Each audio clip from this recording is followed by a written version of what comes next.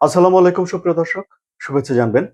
মার্কিন president Donald Trump ইরানের জন্য ৪৮ ঘন্টা সময় বেঁধে দিয়েছেন। কেন? ৪৮ ঘন্টার মধ্যে হরমুজ প্রণালী পুরোপুরি খুলে দিতে হবে, অথবা ইরানকে একটা চুক্তিতে পৌঁছাতে হবে। যদি এই দুটো কাজের একটিও না করে ইরান, তাহলে মার্কিন প্রেসিডেন্ট ডোনাল্ড ট্রাম্প বলছেন যে তিনি ৪৮ ঘন্টা পরে ইরানে নরক নামিয়ে দেবেন। মানে একটা দুর্বিষহ পরিস্থিতি, বিশাল ধ্বংসযজ্ঞ সেখানে তিনি করবেন, এমন একটা ইঙ্গিত দিয়েছেন। এটি কি মার্কিন প্রেসিডেন্ট ডোনাল্ড ট্রাম্পের নতুন করে সময় বেঁধে দেয়া বা নতুন আলটিমেটাম দেয়া? না, এটি ডোনাল্ড ট্রাম্পের পুরনো আলটিমেটাম। প্রথমে তিনি ৪৮ ঘন্টা সময় বেঁধে দিয়ে বলেছিলেন যে এর মধ্যে যদি হরমুজ প্রণালী খুলে দেয়া না হয়, তাহলে ইরানের যেই জ্বালানি স্থাপনাগুলো আছে সেই জ্বালানি স্থাপনাগুলোতে, বিদ্যুৎ কেন্দ্রগুলোতে হামলা করা হবে। ইরানের এই গ্যাস চালিত ১০০টি বিদ্যুৎ কেন্দ্র রয়েছে। এরপর ডোনাল্ড ট্রাম্প সেই আলটিমেটাম থেকে সরে আসেন এবং তিনি ১০ দিনের একটা সময় বেঁধে দেন। সে ১০ দিনের সময় শেষ হতে আর ৪৮ ঘন্টা বাকি আছে, এই কথাটি তিনি স্মরণ করিয়ে দিয়ে তার মালিকানাধীন সামাজিক যোগাযোগ মাধ্যম সোশ্যাল ট্রুথে একটা স্ট্যাটাস দিয়েছেন। সে বার্তায় তিনি বলেছেন যে তিনি যে ১০ দিনের আলটিমেটাম দিয়েছিলেন সেটি মনে করিয়ে দিয়েছেন এবং বলছেন যে আর মাত্র ৪৮ ঘন্টা সময় আছে।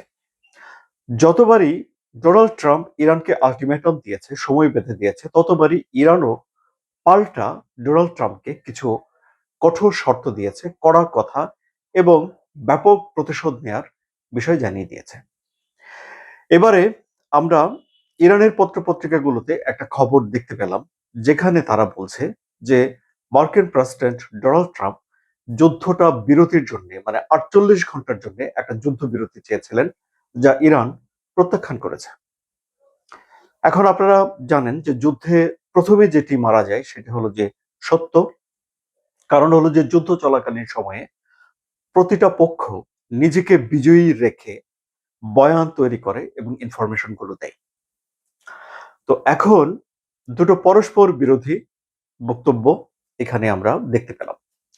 মার্কিন প্রেসিডেন্ট ডোনাল্ড ট্রাম্প এই যে স্ট্যাটাস দিয়েছেন, যেখানে তিনি ৪৮ ঘন্টা সময় বেঁধে দিয়েছেন, সেই স্ট্যাটাসে তিনি কিন্তু নিখোঁজ পাইলটের ব্যাপারে একটি শব্দ করেননি। মানে ট্রু শব্দটি সেখানে নেই। অথচ জানা যাচ্ছে যে ইরানের এই পাইলটকে জীবিত ধরার জন্যে, যারা জীবিত ধরে দিতে পারবেন তাদের জন্য পুরস্কার ঘোষণা করেছে ইরান, এবং অনেক ইরানি গাড়ি নিয়ে ওই অঞ্চলে ছুটে গেছে এই পাইলটকে খুঁজে বের করার জন্য। তারা যেন যুক্তরাষ্ট্রের এই পাইলটের সঙ্গে খারাপ ব্যবহার না করে, সেই একটি আহ্বানও ইরান সরকারের তরফ থেকে আছে। আবার ধরুন, একটা বিশাল অঞ্চল জুড়ে ঘেরাও করে, মানে যেখানে বিমানটি বিধ্বস্ত হয়েছে তার চারদিকে, সেখানে অভিযান চালাচ্ছে ইরানের সেনারা। তারা এই পাইলটকে জীবিত ধরতে চায়। যদি তারা জীবিত এই পাইলটকে ধরতে পারে, তাহলে তা একটা জটিল পরিস্থিতি তৈরি করবে, যা কূটনীতিকে কোন পর্যায়ে নিয়ে যাবে বা কিভাবে তখন কূটনীতি কাজ করবে, সেটি একটা ধারণার বাইরের বিষয় হয়ে দাঁড়াচ্ছে।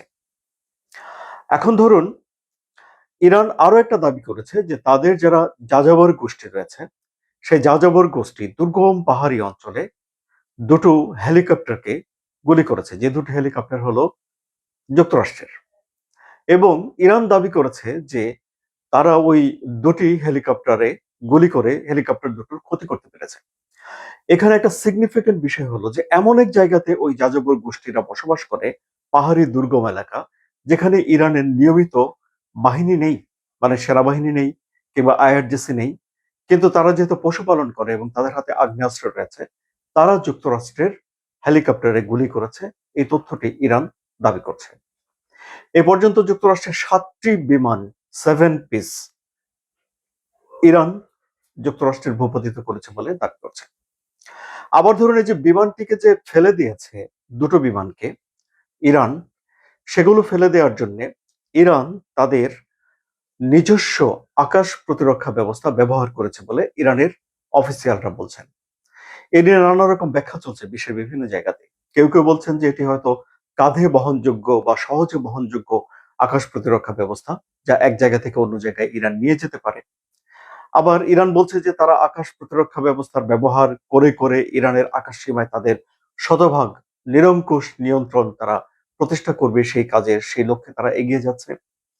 আবার অনেকে বলছেন যে ইরান এমন একটা প্রযুক্তি ব্যবহার করেছে বিমানগুলোকে শনাক্ত করার জন্য, সেটা হলো ইনফ্রারেড বা গরম অনুভব করে কোনো বস্তুর অস্তিত্ব টের পাওয়ার একটা প্রযুক্তি তারা ব্যবহার করেছে। যখন বিমানগুলো চলে তখন বিমান তার আশেপাশের বাতাসে কিছু তাপ ছড়িয়ে দেয়। সে তাপের উপস্থিতি দেখে ইরান বিমানকে শনাক্ত করেছে বলে এখন কোনো কোনো বিশ্লেষক বলছেন। আমি ঠিক কনক্রিট কোনো তথ্য ইরানের এই আকাশ প্রতিরক্ষা ব্যবস্থার বিষয়ে কোনো একটা জায়গাতে পাইনি। এটি ভিন্ন ভিন্ন ব্যাখ্যা নানান জায়গাতে পাওয়া যাচ্ছে, কিন্তু এটি সত্য যে ইরানের আকাশ প্রতিরক্ষা ব্যবস্থা যুক্তরাষ্ট্রের দুটি বিমানকে গুলি করেছে, ক্ষতিগ্রস্ত করেছে। এখন এই পাইলটকে যদি পাওয়া যায়, পাইলটকে উদ্ধার করার জন্য যুক্তরাষ্ট্রের ব্যাপক ডেসপারেট মুভমেন্ট রয়েছে সেখানে, এবং উদ্ধার করতে গিয়েও তাদের হেলিকপ্টার আহ, ঝুঁকির মুখে পড়েছে, বিমান ঝুঁকির মুখে পড়েছে। বাট যুক্তরাষ্ট্রের এটি নীতি যে তাদের কোনো সেনা যদি কোনো শত্রুর অঞ্চলের ভিতরে গিয়েও বিধ্বস্ত হয়ে পড়ে, তাহলে যুক্তরাষ্ট্র তাকে উদ্ধার করার জন্য সর্বশেষ শক্তি দিয়ে চেষ্টা করে। কিন্তু ইরান তার সীমানার ভেতরে শত্রুপক্ষকে আসতে দেবে না, এটি তো আমরা সহজ হিসাবে বুঝতে পারছি। ফলে এক ধরনের উত্তেজনা কিন্তু এখানে আছে, এবং এই উত্তেজনা কোন দিকে যায় সেটি দেখার বিষয়। আপনাদের কি মনে হয় কমেন্টে জানান। আলোচনা যদি ভালো লাগে তাহলে সাবস্ক্রাইব করে চ্যানেলের সঙ্গে থাকুন। ধন্যবাদ সবাইকে।